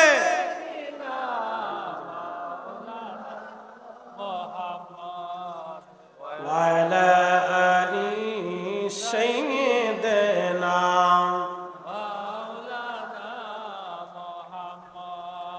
তাহলে কি বুঝলেন? চড়ুই পাখির দরকার আছে না নাই? কুত্তার দরকার আছে না নাই? বিড়ালের দরকার আছে না নাই? তাহলে ক্ষমতা থাকলে এইগুলিকে মেরে ফেলে দেওয়া যাবে? নিঃশেষ করা যাবে না। এটা দরকার, এটা আল্লাহর সৌন্দর্য। পৃথিবীতে শয়তান আছে, আবার ইমানদারও আছে। ইহুদি আছে, শিখ আছে, বৌদ্ধ আছে, মুসলমান আছে, হিন্দু আছে, হাজার হাজার ধর্ম, সারা পৃথিবীতে হাজার হাজার ধর্ম আছে। আচ্ছা বলেন তো, আল্লাহ যদি ইচ্ছা করতেন শয়তানকে বন্দী করে নিয়ে আল্লাহ জাহান্নামে ফেলে দিতে পারতেন? কি কথা বলেন? পারতেন না? পারতেন। কিন্তু শয়তান সারা পৃথিবীতে আল্লাহ স্বাধীনতা দিলেন। কে দিছে?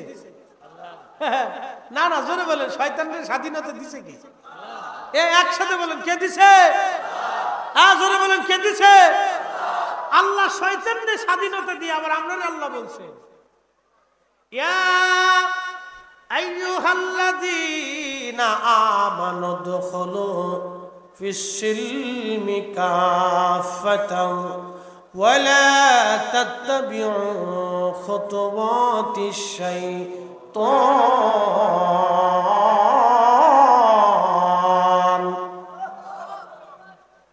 শয়তানদের স্বাধীনতা দিছে কে? না না, জোরে বলেন, জোরে না, ঘুমাইছে আপনাদের। একসাথে বলেন, আল্লাহু আকবার। শয়তানদের স্বাধীনতা দিছে কে? কে দিছে? আমাদের হেদায়েতের জন্য নবী পাঠাইছে কে? কেন আল্লাহকে জিজ্ঞেস করেন, আল্লাহ শয়তান দেওয়ার দরকারটা কি ছিল? তুমি যদি শয়তান না দিতে তাহলে তো আর এত নবী পাঠানোর দরকার ছিল না। আমরা তাহলে ল্যাংটা হইতাম না, বেডি মাসির দিকে তাকাইতাম না, ওই কুনজর আসতো না, ওই আমার চুরি চিন্তা ছিল না, ওই দুর্নীতি করতাম না, দরবেশ বাবা ৬০,০০০ কোটি টাকা নিত না, ওই আর এক বেটা নিত না, মাইনকে চিবে মাইনকে পড়তো না, হাউন আঙ্কেল বিপদে পড়তো না। কথা বিরাট আঙ্কেল, ও যদি মরে যায় আজকে, তাহলে সারা দেশের মানুষ খালি আলহামদুলিল্লাহ আলহামদুলিল্লাহ আলহামদুলিল্লাহ। কি কথা কর না?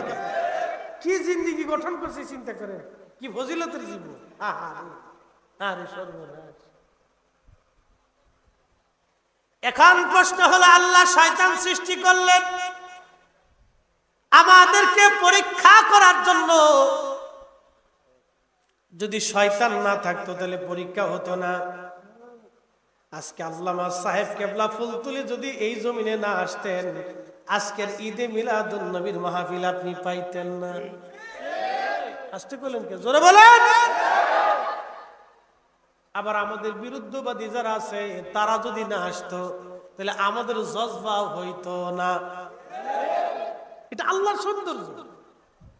এই জন্য জামাত ইসলামরা যদি মনে করে যে না সুন্নি জামাত রাখবো না, তাহলে এটা ভুল সিদ্ধান্ত। যদি হেফাজত ইসলাম মনে করে যে না এই ফুলতুলি আমরা রাখতাম না, তাহলে এটা ভুল সিদ্ধান্ত।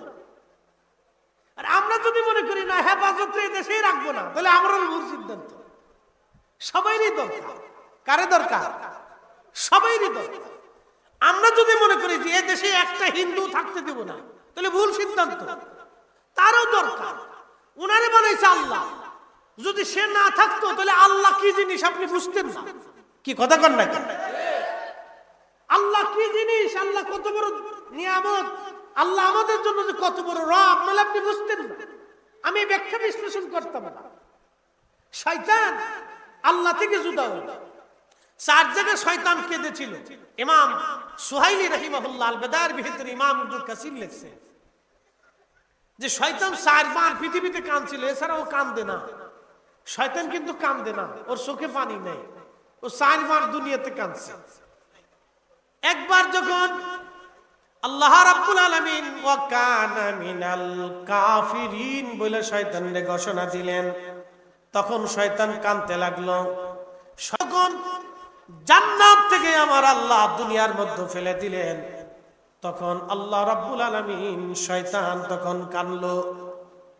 আবার যেই দিন এই 12 রবিউল আউয়ালে সোমবারে সুবহে সাদিকে রহমতের নবী, সৃষ্টির ফাউন্ডেশন হাবিবুল্লাহ, সাইয়্যিদুল কাউনাইন ওয়াস সাকালাইন, ইমামুল মুরসালিন, হাউজে কাউসার ওয়ালা, মাকামে মাহমুদ ওয়ালা, আল্লাহর হাবিব যখন তশরিফ আনলেন, জন্মগ্রহণ করলেন, তখন শয়তান এমন ভাবে আর্তনাদ করতে লাগলো, মাতম করতে লাগলো, কাঁদতে লাগলো। আহা, শয়তানের কান্না তখন শুধু কাঁদতে লাগলো। তামাম সৃষ্টি নবীর আগমনে খুশি, একমাত্র বেজার ছিল শয়তান। ইমাম সুহাইলি, ইমাম ইবনে কাসির আল বেদায়ের মধ্যে লিখতেছেন শয়তান একমাত্র বেজার। এই জন্য নবীর আগমনে মিলাদুন নবীতে আমরা ঈদে মিলাদুন নবী মনে করি। আমরা নবীর আগমনে তামাম মাখলুক খুশি, একমাত্র শয়তান হলো বেজার। কথা বলেন ঠিক কিনা?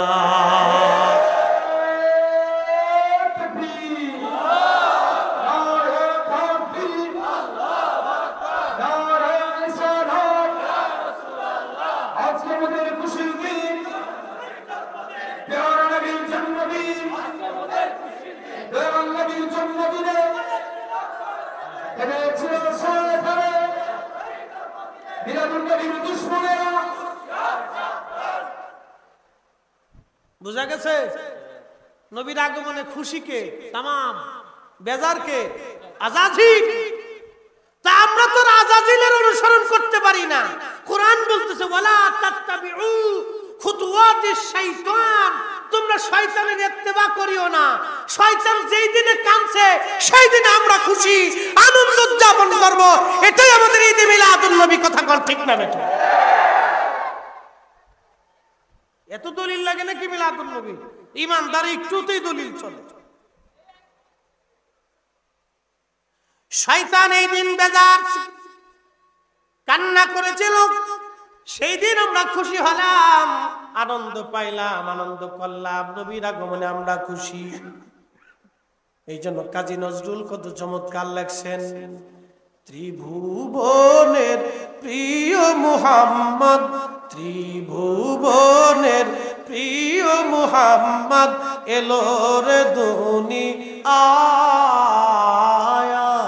রে, সাগর আকাশ বাতাস দেখবি যদি আয় রে, সাগর আকাশ বাতাস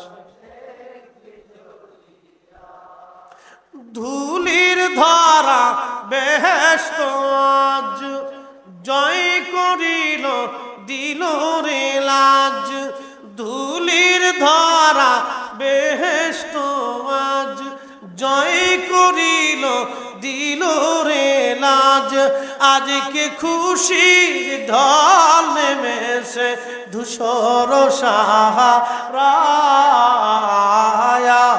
রে, সাগর আকাশ বাতাস দেখবি যদি আয় রে, সাগর আকাশ বাতাস দেখবি যদি। প্রে বন্ধুগণ, কুলাউড়াবাসী,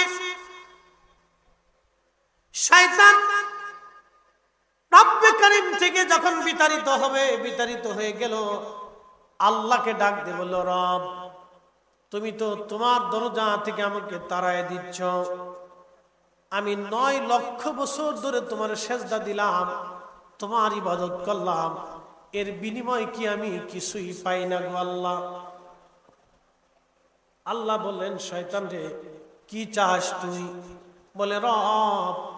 তখনও যদি সে মাফ চায় কিন্তু মাফ হয়ে যায়।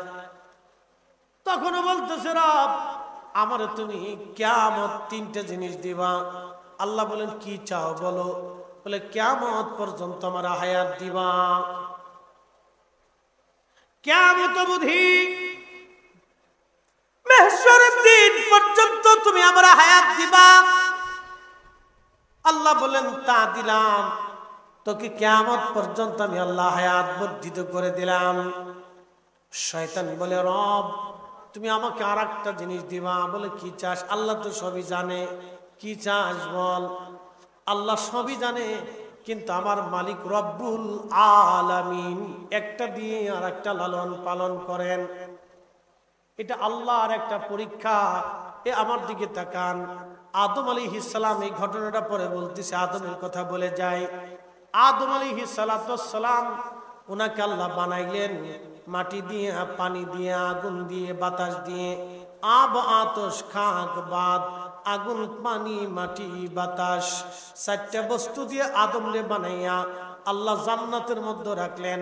আদমের পৃষ্ঠদেশে আল্লাহর কুদরতে হাত দিলেন। হাত দেওয়ার পরে কোটি কোটি রুহু সেই দিন আমরা আল্লাহ আদম নবীর সামনে উপস্থিত হলাম। আদম আলাইহিস সালাম দেখলেন, ওই দিন কেউ কানা হবে, কেউ ল্যাংড়া হবে, কেউ বোবা হবে, কেউ পাগল হবে, কেউ ধনী হবে, কেউ চোর হবে, কেউ ডাকাত হবে, কেউ আলেম হবে, কেউ আবেদ হবে, কেউ জাহিদ হবে, কেউ নবী হবে, কেউ ওলি হবে, কেউ বাচ্চা হবে, কেউ ভিখারি হবে, কেউ এরকম আল্লাহ হিন্দু হবে, কেউ মুসলমান হবে, কেউ বৌদ্ধ হবে, কেউ খ্রিস্টান হবে, কেউ ইহুদি হবে, কেউ শিখ হবে।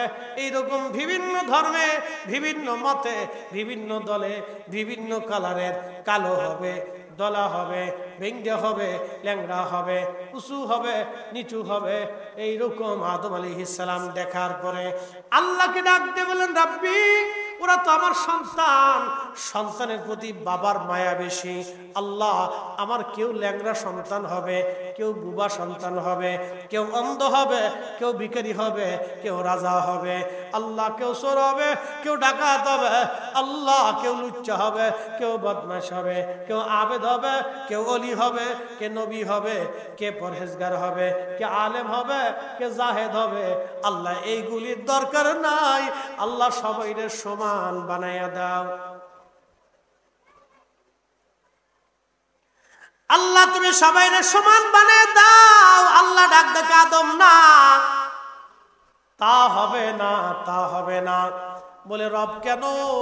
আল্লাহ ডাক ডাকে, আদম রে, আমি বৈষম্য করে দুনিয়াতে বানাইলাম মানব জাতি, বৈষম্য করে পাঠাইলাম মানব জাতিরে পরীক্ষা করার জন্য, পরীক্ষা করার জন্য, পরীক্ষা করার জন্য।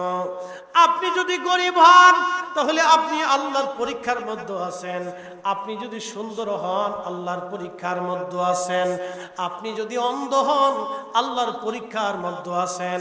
আপনি যদি বোবা হন আল্লাহর পরীক্ষার মধ্যে আছেন। আপনি যদি ধনী হন আল্লাহর পরীক্ষার মধ্যে আছেন। আপনি যদি ক্ষমতাওয়ালা হন আল্লাহর পরীক্ষার মধ্যে আপনি আছেন। আপনার আলেম যদি হন আল্লাহর পরীক্ষার মধ্যে আছেন। আপনি যদি পীর হন আল্লাহর পরীক্ষার মধ্যে আছেন। আপনি যদি ওলি হন আল্লাহর পরীক্ষার মধ্যে আছেন। আপনি যদি কালা হন আল্লাহর পরীক্ষার মধ্যে আছেন। আপনি ভিখারি হন আল্লাহর পরীক্ষার মধ্যে আপনি আছেন। জিন্দেগি পরীক্ষা, পরীক্ষা, পরীক্ষা জিন্দেগি।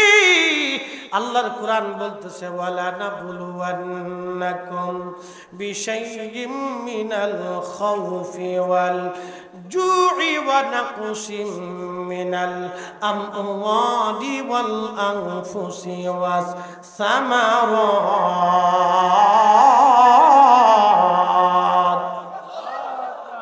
আমাদের জীবনে পরীক্ষা, এই জন্য চিন্তা করা যাবে না। আল্লাহ পরীক্ষার মধ্যে ফেলাইছে যে যেই হালতে থাকে সেই হালতেই আলহামদুলিল্লাহ, জোরে বলেন না, জোরে জোরে বলেন আলহামদুলিল্লাহ, আরো জোরে বলেন আলহামদুলিল্লাহ। আল্লাহ যেই হালতে রাখে সেই হালতে আলহামদুলিল্লাহ। কুলাউড়াবাসী আল্লাহর পরীক্ষা। শয়তান ডাক দেখায়, রব তুমি তো আমার দুনিয়ার মধ্যে পাঠাইতেছো, একটা জিনিস দিলে কিয়ামত পর্যন্ত হায়াত, 2 নম্বর আরেকটা জিনিস তুমি আমারে দিবা গো আল্লাহ। বলে কি চাস শয়তান? বলে রব্বুল আলামিন তামাম পৃথিবী ঘুরে আসবো, 1 সেকেন্ডের মধ্যে এই শক্তি তুমি আমারে দেবা। আমার দিকে তাকান, শয়তান আমেরিকা যাইতে ভিসা লাগে, রাশিয়া যাইতে ভিসা লাগে, 1 মুহূর্তের ভিতরে তামাম পৃথিবী তসররুফ করে আসে। এত পাওয়ার আল্লাহ ওরে দিয়েছে, 1 সেকেন্ডের ভিতরে তামাম পৃথিবী তসররুফ করে ঘুরে চলে আসে।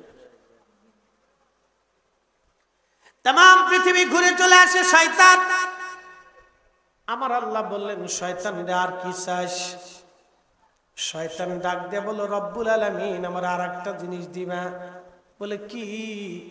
3 নাম্বার হলো, আল্লাহ তোমার বান্দার শরীরে রক্তের শিরার ভিতর দিয়ে ঢুকে, মানবের শিরা রক্ত চিনেন আপনারা, যে রগের ভিতর দিয়ে রক্ত পাঞ্চ হয়, রক্ত আসা যাওয়া করে, এই রগের ভিতর দিয়ে যে রক্ত পাঞ্চ হয় আল্লাহ ওই রগের ভিতর শিরার ভিতর দিয়ে ঢুকে প্রবেশ করে আমি বান্দার কালবের মধ্যে বসে ধোঁকা দিব, কালবের মধ্যে বসে ধোঁকা দেব আমি।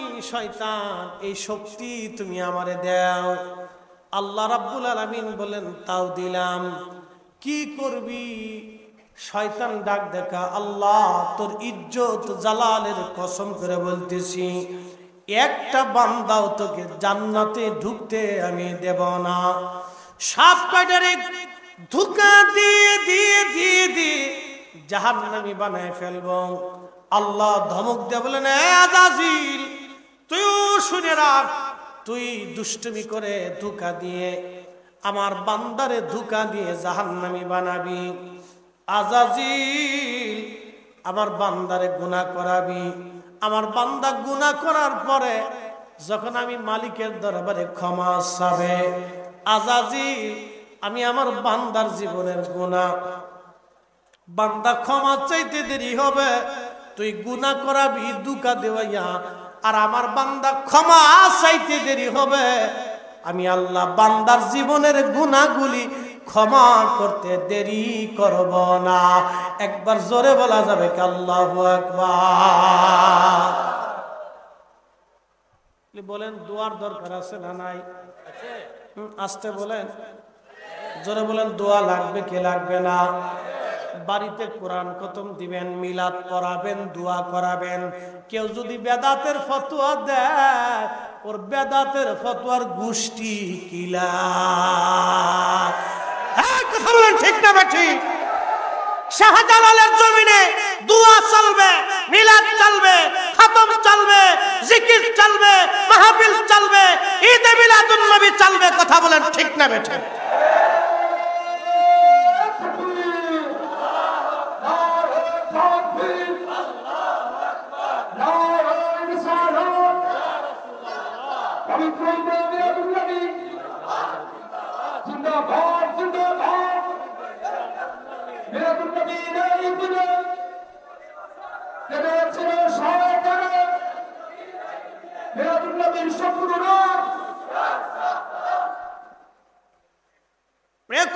মুসলমান,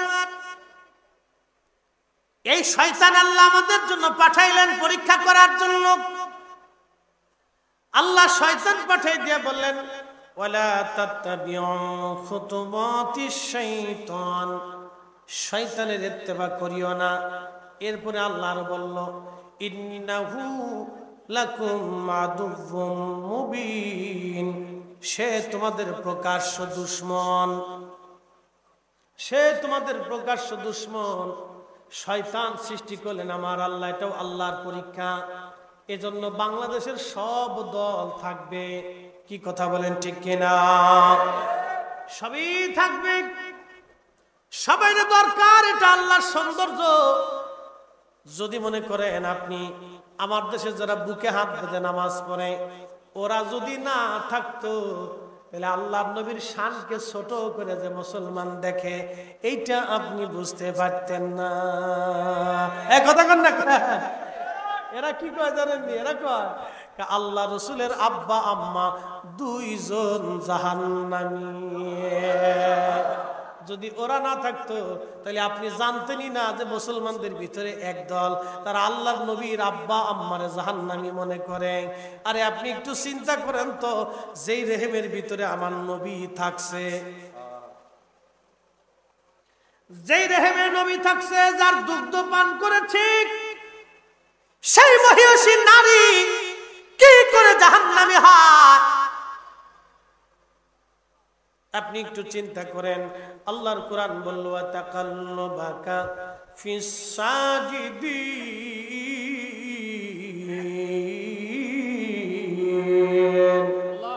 হাবিব, আপনাকে সেজদাকারীদের মাধ্যমে দুনিয়াতে আনছি। হাবিব, আপনাকে সেজদাকারীদের মাধ্যমে দুনিয়াতে আনছি। আল্লাহর নবীর আব্বা আম্মা দুইজন ছিলেন সেজদাকারী বান্দা। তারা জীবনে কোনোদিন কোনো প্রতিমার সামনে, কোনো মূর্তির সামনে, কোনো পাথরের সামনে, কোনো গাছের সামনে, সূর্যের সামনে, পাহাড়ের সামনে কোনোদিন মাথা নত করেন নাই, সেজদা তারা করেন নাই। তারা একবারে নিষ্কলঙ্ক ছিলেন। হযরত ইবনে আব্বাস রাদিয়াল্লাহু আনহু তাবুকের যুদ্ধের ময়দানে ৩০,০০০ সাহাবীর সামনে তিনি নবীজির প্রশংসা গাথা গাইতে যায় বলেছিলেন, তুনকালু মিন সালিবিন ইলা রাহিমিন ইজা মাদা আলামু বাদা তাবাক। নবী গো, আল্লাহ আপনাকে পবিত্র চুল থেকে রেহেম, রেহেম থেকে চুল করে পবিত্রতার মাধ্যমে আল্লাহ দুনিয়াতে আনছেন। আল্লাহ নবী বলতেন, আমার মা তাহেরা তৈয়্যিবা পবিত্রা সতী সাধবী নারী ছিলেন আমার মা। জাহিলিয়াতের নাপাকি, শারাবি, খারাবি, হারামি কোন সোয়া, কোন বাতাস হযরত সাইয়্যেদা আমেনা রাদিয়াল্লাহু আনহার শরীরে লাগে নাই। একটা কথা মনে রাখবেন, তার পেটের ভিতরে আমার নবী ছিলেন। কোন শারাবি, খারাবি, হারামি, নাপাকি, কোন ফাহিশি, শিরকি হযরত সাইয়্যেদা আমেনা রাদিয়াল্লাহু আনহার শরীর স্পর্শ করে নাই। হযরত আব্দুল্লাহ ছিলেন তার স্বামী, আল্লাহর নবীর বাবা, যার মাধ্যমে নূরে মুহাম্মদ আসছে। কোন শারাবি, খারাবি, হারামি, নাপাকি, আল্লাহু আকবার, কোন শিরকি হযরত আব্দুল্লাহর শরীরে বাতাস পর্যন্ত লাগে নাই। ওরা কিভাবে বলতেছে, বলে দিচ্ছে ঠাস ঠাস ঠাস ঠাস করে বলে দিচ্ছে। বলার সময় একটু শরীরও কাঁপে না, মুখও কাঁপে না। আবার তাদের কথাও কিন্তু অনেক মানুষ মেনেও নিচ্ছে। কি কথা কর না কেন? অনেক লোক কি করতেছে, মেনে নিচ্ছে। তার মানে বোঝা গেল ওরা যদি না থাকতো তাহলে আপনি বুঝতেনই না যে এইরকম আকীদা, বিশ্বাসের মানুষ দুনিয়াতে আছে। তা আমাদের ভিতরে এগুলো এগুলো আল্লাহর পরীক্ষা, এগুলো থাকবে। প্রিয় মুসলমান, খুব মনোযোগ দিয়ে এখন আমি আল্লাহর নবীর জীবনের ছোট্ট একটু পাঠ, জীবনের একটা অংশ আপনাদের সামনে উঠাইয়া বিদায়ের দিকে চলে যাব। না কষ্ট হচ্ছে আপনাদের? তাহলে একসাথে জোরে বলেন তো আল্লাহু আকবার। সমস্ত শক্তি দিয়ে বলেন আল্লাহু আকবার। সূর্য চলে কার আইনে? আসমান চলে কার আইনে? চাঁদ চলে কার আইনে? জমিন চলে কার আইনে? নদীর পানি চলে কার আইনে? সমুদ্রের জোয়ার ভাটা কার আইনে? আমরা চলবো কার আইনে? তাহলে ঈদে মিলাদুন নবীর মাহফিল কার আইনে? জোরে বলেন কার? না না, আর জোরে বলেন কার? আল্লাহর, আল্লাহর, আল্লাহর, আল্লাহর। কে বেদাতি? বেদাতি বললো ছাতা দেখার সময় আমাদের নাই। কথা কোন ঠিক কিনা? মনোযোগ দেন। আল্লাহর নবী দুনিয়াতে তশরিফ আনলেন। সাইয়্যিদা আমেনা রাদিয়াল্লাহু আনহার বাড়ি হালিমা আসছে। উনি যখন ধাত্রীমা হয়ে মক্কায় আসলেন, সারা মানুষ মক্কা থেকে সন্তান নিয়ে তারা চলে গেল সুদূর তায়েফে। সবাই 3 দিন আগে চলে গেল, আর হালিমা 3 দিন পরে আসছে। উনার উট ছিল দুর্বল, উনার গাধা ছিল দুর্বল, উনি নিজেও ছিলেন দুর্বল। সাইয়্যিদা আমিনা তিনি বলতেছেন, হযরত সাইয়্যিদা হালিমাতুস সাদিয়া তিনি বলেন, আমি মক্কায় গেলাম। মক্কায় যাওয়ার পরে আমি মক্কাবাসীদের কাছে খোঁজ নিলাম, মক্কায় কি কারো বাড়ি কোনো সন্তান আছে কিনা। সবাই বলল না, মক্কার ঘরে মক্কার বাড়ি কারো বাড়ি সন্তান নাই। সাইয়্যিদা আমিনা হালিমাতুস সাদিয়া তিনি তিনার স্বামীকে বললেন, স্বামী রে, মক্কায় কারো বাড়ি কোনো সন্তান নাই, চলো আমরা ফিরে চলে যাই। কিন্তু একজনের বাড়ি মাত্র একটা বাচ্চা আছে, তার নাম আমেনা, স্বামীর নাম আব্দুল্লাহ, মারা গেছে। হযরত আব্দুল্লাহ রাদিয়াল্লাহু আনহু তিনি ব্যবসা করার জন্য বর্তমান যেটা গাজা, বর্তমানে কি গাজা, এই গাজার আগে নাম ছিল আসকালান। বর্তমানে যে গাজা, এটার আগে নাম ছিল আসকালান। এখানে সমুদ্রের কিনারবর্তী এলাকা, এখানে বিরাট বড় পর্যটন কেন্দ্র এবং সামুদ্রিক এইখান ব্যবসায়িক কেন্দ্র ছিল। এটাকে তৎকালীন জমানায় শাম বলা হতো। সুদূর মদিনা হয়ে হযরত আব্দুল্লাহ তিনি ব্যবসা করার জন্য ওইখানে গিয়েছিলেন। ওখান থেকে মাল কিনে ব্যবসা করে উনি রওনা হয়ে ফিরে আসার সময় মদিনা আসার পরে তিনি অসুস্থ হয়ে পড়লেন। মদিনা আসার পরে তিনি অসুস্থ হয়ে গেলেন। অসুস্থ হয়ে যাওয়ার পরে হযরতে আব্দুল্লাহ তিনি ইন্তেকাল করলেন। তখন হযরতে আমেনা রাদিয়াল্লাহু আনহা, আমার নবীজির মা তখন অন্তঃসত্ত্বা, আমার রাসূল তার মায়ের রেহেমের ভিতরে তশরিফ এনেছে। তখন আব্দুল্লাহ রাদিয়াল্লাহু আনহু ইন্তেকাল করলেন। মক্কায় খবর আসলো আব্দুল্লাহর দুনিয়াতে নাই, সে মারা গেছে। নবীজির দাদা হযরত আব্দুল মুত্তালিব তিনার সন্তান হারেসকে মদিনায় পাঠায় বললেন, বেটা দেখে আসো আমার আব্দুল্লাহ কি বেঁচে আছে না মরে গেছে। হারেস মক্কায় মদিনায় এসে দেখলেন না, আব্দুল্লাহ মারা গেছে, তাকে কবর দেওয়া হয়েছে। আমি যতটুকুন জানছি, আমার দিকে তাকান, আমি যতটুকুন জানলাম, মদিনায় যাওয়ার পরে মদিনাতে সংস্কার কাজ চলতেছিল। হযরতে আব্দুল্লাহর লাশ পাওয়া গিয়েছিল মদিনায়। একবার জোরে বলা যাবে আল্লাহু আকবার। হায় হায় হায়, সেই লাশ উঠাইয়া জান্নাতুল বাকিতে দাফন করা হয়েছে, কিন্তু কোন জায়গা করা হয়েছে কোনো চিহ্ন দেয় নাই।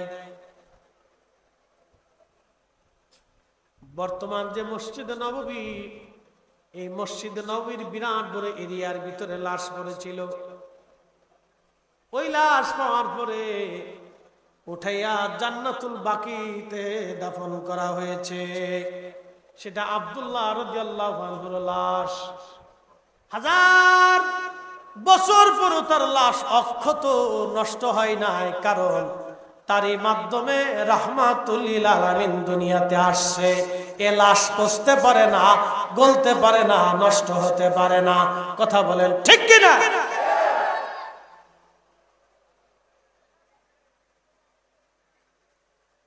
হযরত আব্দুল্লাহ মারা গেছে। হালিমা বলতেছে, স্বামী পয়সা দেওয়ার মতো কেউ নাই, চলেন আমরা ফিরে চলে যাই। হালিমার স্বামী ডাক দিয়ে বলতেছে, হালিমারে শূন্য শূন্য ফিরে চলে যাব রে হালিমা, একটু কথা শোনো রে হালিমা। বলে কি কথা স্বামী বলেন। একটা বারের জন্য ওই সন্তানটা একটা নজর দেখে আসি, নেই বা না নেই, একটা বার দেখে আসি। হযরত হালিমাতুস সাদিয়া বলতেছে, স্বামীর কথা অনুযায়ী একটা নজর দেখার জন্য আমি গেলাম। দোলনার ভিতরে নবীকে শুয়ে রাখা হয়েছিল। আমি যাই দেখি শরীরের ভিতরে সবুজ রেশমের একটা কাপড় দিয়ে ঘিরে রাখা ছিল এবং পিঠের নিচে সাদা রেশমের কাপড় দিয়ে ঘিরে রাখা ছিল। এত সুঘ্রাণ, আল্লাহু আকবার। হালিমা বলতেছে এত সুঘ্রাণ আসতেছিল, এই সুঘ্রাণ আমি দুনিয়ার কোন বস্তুর মধ্যে কোনদিন আমি পাই নাই। এত সুঘ্রাণ, নবীর সেই সুঘ্রাণ এখনো আছে। বলবেন ফরিদি হুজুর কোন জায়গা? দুইটা জায়গা ঠিকানা দিব। এক নম্বর চলে যাবেন বাইতুল আকসা। বাইতুল আকসাতে যাওয়ার পরে যেই পাথর মোবারকে আল্লাহর নবী কদম মোবারক রেখে বোরাকে সওয়ার হয়েছিল, সেই পাথর বাইতুল আকসাতে এখনো আছে। কিন্তু আশ্চর্য, আমার নবীর কদম মোবারকের ছোঁয়া লাগার কারণে পাথরটা নরম হয়ে যায়। পাথরের ভিতরে নবীজির কদম মোবারকের চিহ্ন বসে যায়। সেই চিহ্ন থেকে 1450 বছর পার হয়ে গেল, এখনো সুঘ্রাণ আসতে থাকে।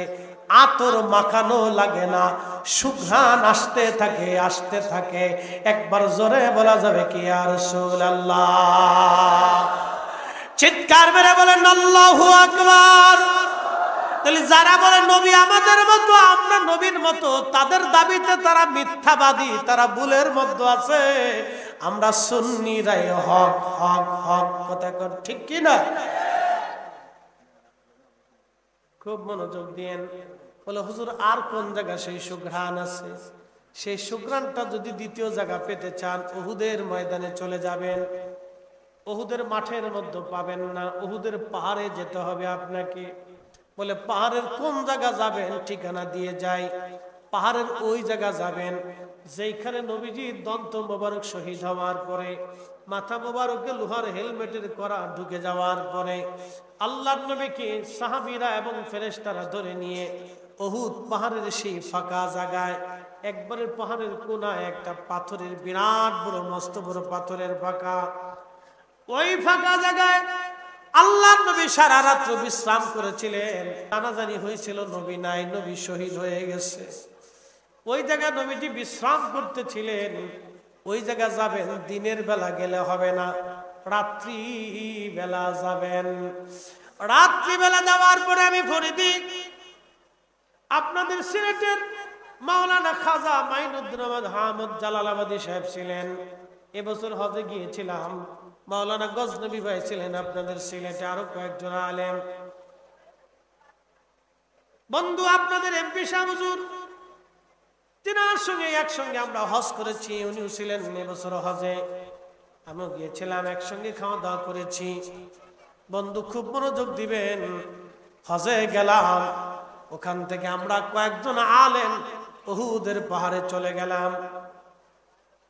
উহুদের সেই ফাঁকা জায়গা, এশার নামাজের সময় যখন গিয়েছি, মনোযোগ দিবেন, এশার নামাজের সময় যখন গেলাম, আল্লাহু আকবার, বাতাস থেকে শুধু সুঘ্রাণ আসতে লাগলো, শুধু ঘেরান আর ঘেরান। আমাকে জালালাবাদী সাহেব বললেন, মামা আমি বাইতুল আকসার সেই পাথরে যেই ঘ্রাণ পেয়েছিলাম, আজকে উহুদের পাহাড়ের সেই ফাঁকার ভিতর থেকে যেখানে আল্লাহর নবী বিশ্রাম করতে ছেড়েছিলেন, এই ফাঁকা থেকে যে ঘেরান, বাইতুল আকসার পাথরে একই রকম ঘেরান। একসাথে জোরে বলবেন কি আল্লাহু আকবার? না না হয় না, আরো জোরে বলেন। নবী নাই কিন্তু ঘেরান আছে। ওয়াল্লাহি বিল্লাহি তাল্লাহি, মাহফিল সাক্ষী, শুধু আমি না, আমরা 4-5 জন আলেম কয়েক ঘন্টা ওইখানে বসলাম। ঘিরান আসতেছে বাতাসে, ওখানে সিমেন্ট দিয়ে লাগানো আছে, মাঝখানে একটু কেটে ফাঁকা করে রাখা। চিন্তা করলাম ভিতরে তো যাওয়ার সুযোগ নাই, আমরা পাথর বেয়ে উঠে ফাঁকা দিয়ে মাথা ঢুকাইলাম। আল্লাহর কসম কুলাউড়াবাসী, এমন সুঘ্রাণ পৃথিবীর কোন আতরে আপনি আর পাবেন না। 1450 বছর পরে নবীর ঘিরান এখনো আসে। 1450 বছর পরেও সেখান থেকে ঘিরান আসে, ঘিরান আসে, ঘিরান আসে, ঘিরান আসে। তার মানে নবীর জায়গা নবী আছে, আমাদের চোখের জায়গা চোখ নাই। নবীর সুঘ্রাণ যদি 1450 বছর পরে সেই জান্নাতি ঘ্রাণ এখনো পাওয়া যায়, তার মানে বোঝা গেল নবী আর আমরা এক মানুষ তা হতে পারে না। কি কথা বলেন, ঠিক কিনা? এশার নামাজ পড়লাম, নফল পড়লাম, মিলাদ শরীফ পড়লাম, দোয়া করতে লাগলাম, কান্নাকাটি করলাম, মাফ চাইলাম আল্লাহর কাছে, আল্লাহর দরবারে ক্ষমা চাইলাম। ওই সময় আমার কাছে যারা দোয়া চাইছিল তাদের জন্য দোয়া করলাম। মদিনাতুল মুনাওয়ারার সবুজ মিনারা ওইখান থেকে দেখা যাইতেছিল। উহুদ পাহাড় রে, নবীজিকে ভালোবাসার জন্য উহুদ আল্লাহর জান্নাতি পাহাড়। নবী বলতেন উহুদ আমারে ভালোবাসে, আমি নবী উহুদ রে ভালোবাসি। আলা বাবিম মিন আবওয়াবিল জান্নাহ, এই উহুদ হলো একটা জান্নাতের পাহাড়। সুঘ্রাণ ওখান থেকে 1450 বছর পরে এখনো আসে। হালিমাতুস সাদিয়া বলতেছে, আমি রাসূলের কদম মোবারকের, নবীজির দোলনা মোবারকের কাছে গেলাম, এমন সুঘ্রাণ আসতেছে, দুনিয়ার কোন আতরে এমন সুঘ্রাণ আমি পাইনি। সুঘ্রাণ পাওয়ার পর আমি মোহিত হয়ে গেলাম।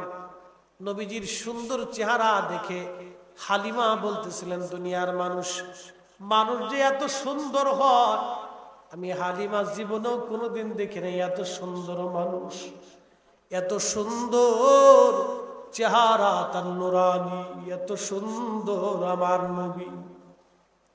হালিমা বলতেছে, নবীজির ঘুম ভাঙানোর জন্য বক্ষ থেকে সবুজ, সাদা সবুজ রেশমের কাপড় আমি সরাইয়া আমার হাতের আঙ্গুলি দিয়া বক্ষ মোবারকে আলতো আলতো করে মেসেজ করতেছিলাম। মেসেজ করতেছি যাতে ঘুম ভাঙে। এমন সময় দেখি আল্লাহর নবীর ঘুম ভেঙে গেল। আমার দিকে তাকাইয়া নবী ছোট্ট করে একটা মুস্কি হাসি দিলেন। ওই হাসিতে আমি হালিমা পাগল পারা হয়ে গেলাম। আমি লক্ষ্য করলাম তিনার জুলফি মুবারকের মাঝখানে, আমি লিখতেছি এই ঘটনা, লিখেছেন ইমাম মোল্লা আলী কারি মাক্কি আল মাউরিদুর রাবি ফি মাউলিদিন নবীর ভিতরে। এই কিতাব আমার ঘরে আছে। বন্ধু, হযরত হালিমা বলতেছে, তুই জুলফি মুবারকের মাঝখানে কপাল, এই কপাল থেকে একটা নূর মুবারক, নূর মুবারক, নূর মুবারক বের হয়ে খেলালাস সামা, মধ্য আকাশ পর্যন্ত নূর চলে গেল। আমি দেখতে লাগলাম, আমি দেখলাম কপাল মুবারক থেকে নূর খেলালাস সামা, মধ্য আকাশ পর্যন্ত চলে গেল। একবার জোরে বলা যাবে কি আল্লাহু আকবার। শ্রেষ্ঠ নবী দিলাম রে তরিয়ে নিতে রোজ হাসরে, ঠিক কিনা? শ্রেষ্ঠ নবী দিলাম রে তরিয়ে নিতে রোজ হাসরে, পথ না ভুলি তাই তো দিলে পাক কুরআনের বাণী। খুদা তোমার মেঘের বাণী, সুন্দর ফুল সুন্দর ফল, মিঠা নদীর পানি, খুদা তোমার মেঘের বাণী, খুদা তোমার মেঘের বাণী। হযরত হালিমাতুস সাদিয়া বলেন, আমি ওই জুলফি মুবারকের মাঝখানে কপাল মুবারকে চুমা লাগাইলাম। চুমা লাগাইয়া আমি নবীর কোলের মধ্যে নিলাম। আমি দুর্বল ছিলাম, কোলে নেওয়ার সঙ্গে সঙ্গে আমার শরীর সতেজ হয়ে গেল। আমার উট, আমার দিকে তাকান, উট উট দৌড়াইয়া, যে উট নিয়ে হালিমা তায়েব থেকে মক্কা এসেছিল, এই উট দৌড়াইয়া দৌড়াইয়া দৌড়াইয়া কাবা শরীফের সামনে যাইয়া আল্লাহর ঘরের সামনে সেজদায় পড়ে গেল। নবী পাইয়া উঠে খুশি, নবী পাইয়া পশুরা খুশি, আমরা মানুষ খুশি হতে পারলাম না। আমরা যারা খুশি তারা ভাগ্যবান, আমরা যারা খুশি তারা ভাগ্যবান, ভাগ্যবান। ওরে বনের যত পশু গণ ভক্তি করতই দুই চরণ, মেঘমালা ছায়া দিত গায় গো নবীজি, কোন সাধনে পাইব তোমায়, বলেন কোন সাধনে পাইব তোমায় গো নবীজি, গোলামেরে দেখা দিবেননি। আল্লাহুম্মা সাল্লি, জবান খুলে